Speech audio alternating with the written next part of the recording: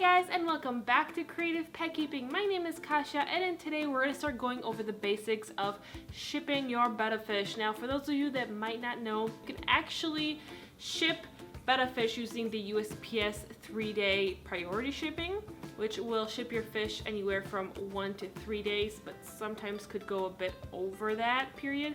They usually will do just fine. So to do that, we have our USPS priority boxes. This is the 6x7x7, which is a pretty good average size box for 1, maybe 2 fish at most. Now these boxes, here they are looking flat for storage. You can actually order them on the USPS website for free. So I usually get about 25 at a time. I think you could get more. Definitely order these ahead of time so you are prepared and always have boxes ready. In regards to what's going in your box, the first thing you think about obviously would be the insulation. The insulation does a couple things. It reinforces the inside of the box, so if there's anything heavy placed on top, it'll be a lot stronger and won't get squished. But it also regulates the temperature and prevents either the hot or the cold outside air from heating or cooling your fish inside to a certain degree. Now, when it comes to buying styrofoam, you can save money by buying large sheets. Usually, I think I don't remember if it's Lowe's or Home Depot that has these. And you can cut them yourselves, but the problem is usually the edges will be really jaggedy. I've tried to actually have some big pieces myself, and it's a huge mess every time. So I found a slightly pricier option, but that is super convenient and a time saver. And I get these special pre-cut pieces that are very specific sizes. And I ordered them from my website, and I have it written down right here, aqpkg.com. I get the exact size that will fit the 6x7x7. I get a set of 30, so you have enough to fill up 30 boxes. And before they used to be $34.50, but now they're $37.50, so I guess the price went up. But they're laser cut, so as you can see, the edges are very clean. What you do is you will just fill up your box. So first you do the bottom layer. I hate the sound of styrofoam against styrofoam. I don't know why, but it's like chalk. It's like fingers against chalk to me, at least. Super cringy. So you put these down, and they will go in snug. So hold on, let me kind of do for this. So it's a little difficult to get these in here, but you get the idea. What they do is you put them like this, and they lock in.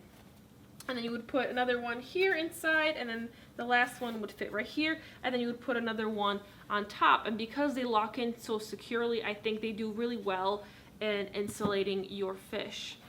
The next thing you want to do is start collecting plastic bags from the grocery store, if you happen to shop at a grocery store that still has these. If you don't, I think you might be able to be okay without them, but the reason is you want to put these inside, and let's pretend this was filled with the styrofoam. I don't want to sit there and fill it up. You put this inside as your first layer of protection, and then inside you will start putting your packing material as well as your fish, and then you will tie it. What this will do is, in case you didn't tie your bags tight enough or properly, if there's any leakage, which happened to me, I've had I think 3 shipments that there was only a little bit of leaking, so it was a little moist inside. This will trap that water, and so it doesn't get to your cardboard. You don't want your cardboard to get wet because this will make the box soggy and it could fall apart. So once you have these basics, the next thing you want to do is collect, let me move this over, the materials that will go inside to kind of keep your fish from flopping around and keep it really secure. I just poured packing materials, so whenever I order anything from Amazon or anywhere else, anytime I get all these nice little bubble wrap, I just keep all of them in a bag, and they're ready for shipment. I don't have to spend extra money on packing supplies. Some people will use that like fiberglass filling, the stuff that you put in walls. That works, but there's a hit and miss with that, in a sense that some people are allergic to it. So you might cause an allergic reaction with someone. A newspaper is also a go-to, but if there's any leaking, if your newspaper gets wet, that might be problematic. I've used a combination of newspaper and bubble wrap, and it worked really well for me. So next thing, moving on. Oh, this is heavier than I thought. Oh, okay. Is you need bags. Now you don't need that much bags because I actually have a lot of bags that are for my cichlids, where I bring in my fish to my local club. The bags that I personally recommend are actually in here. And I got these from hensfish.com.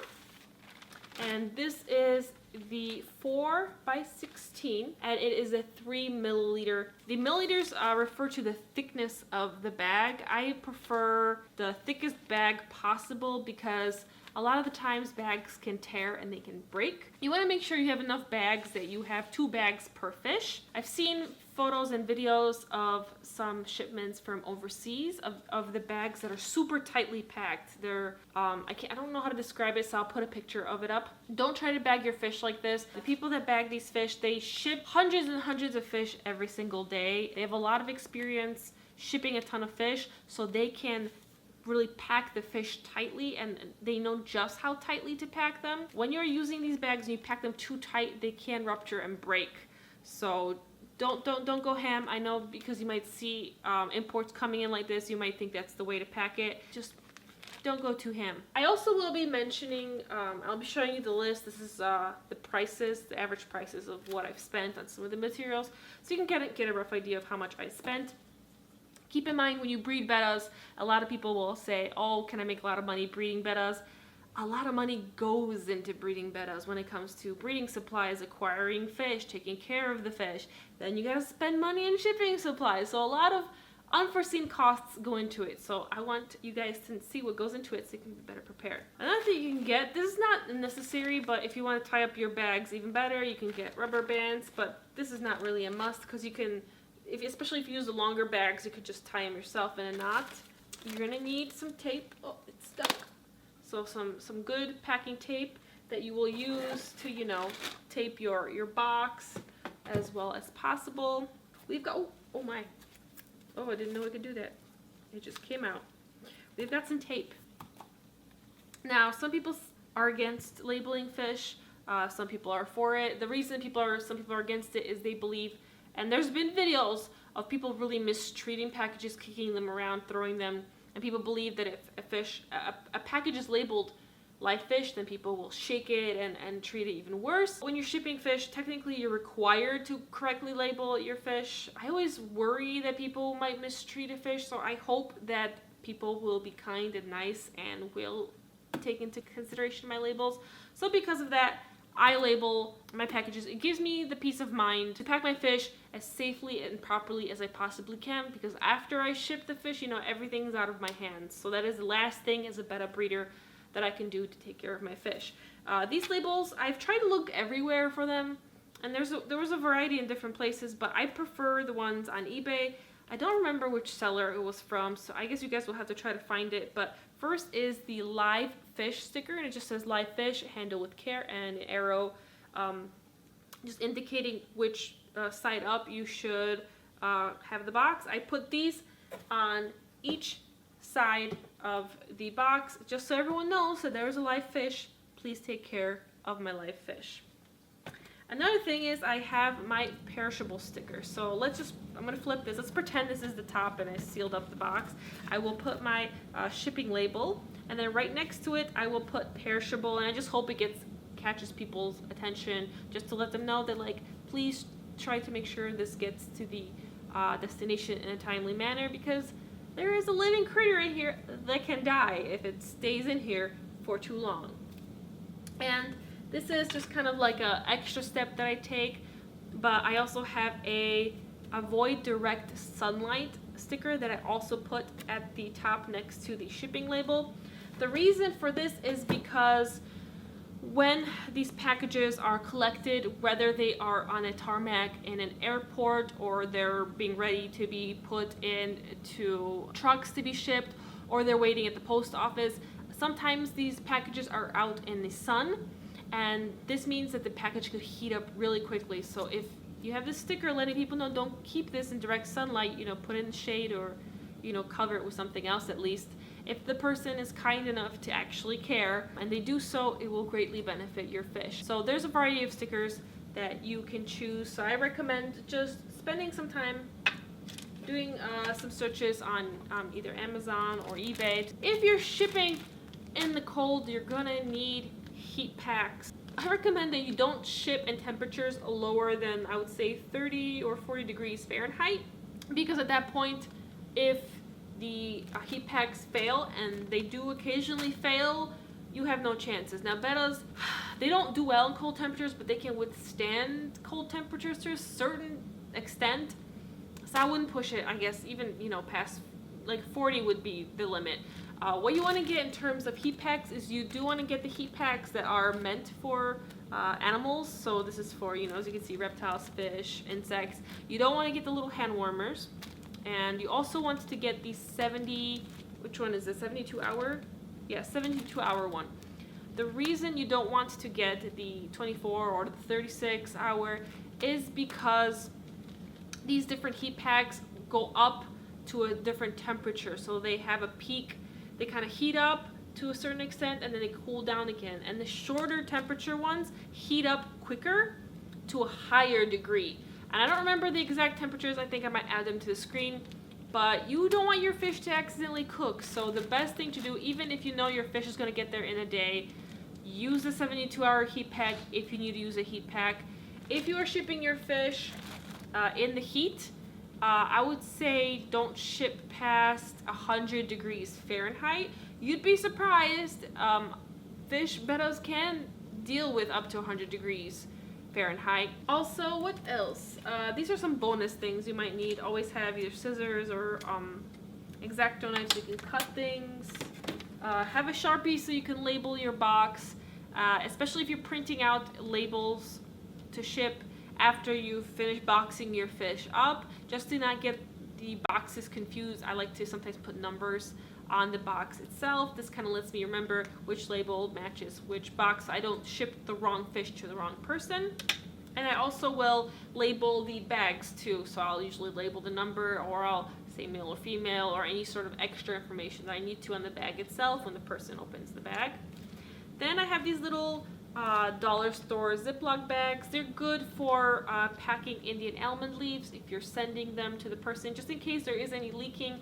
You don't want soggy Indian almond leaves, so I pack them in here.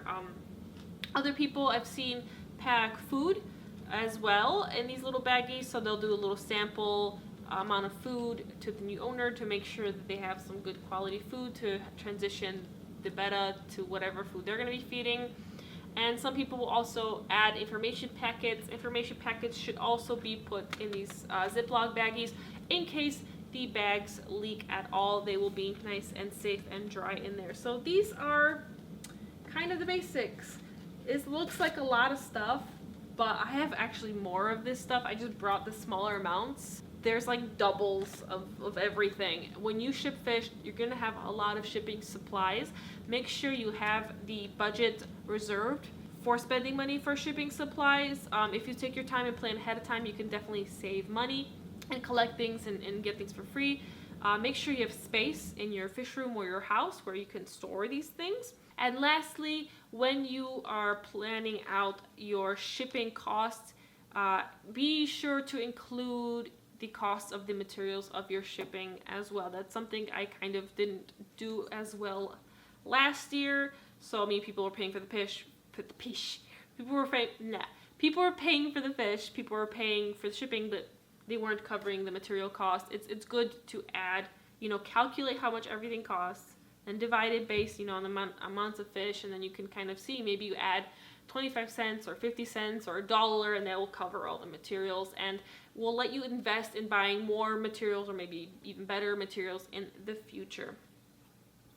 So let's take a really quick look at the cost of everything, and if you guys have any further questions, let me know down below. In the future, I'll make another video where we'll go over shipping more in depth. So I hope that you enjoyed this. If you did, be sure to give me a thumbs up, subscribe for more pet and Betta related videos, and I'll see you in the next video on Friday. So here is the Betta Supplies rough cost list. This is I can't words. These are the stickers that I got on eBay and how much they cost. Luckily, the USPS boxes are free. These the styro liners used to cost this much when I bought them, but recently when I checked the price went up a little bit. And this is the website that I ordered them on. Then some more costs. I don't remember the rubber bands, but collect your filler material, so they're free. Tape should be pretty cheap. I got a 5-pack of heat packs. This is what they cost. It's better to buy them in bulk, in my opinion, so I'm sure you can get a much better price. And then in kensfish.com, this is the price for 100 4x18 fish bags that are 3 milliliters. Yep, and that's kind of the rough cost of the materials.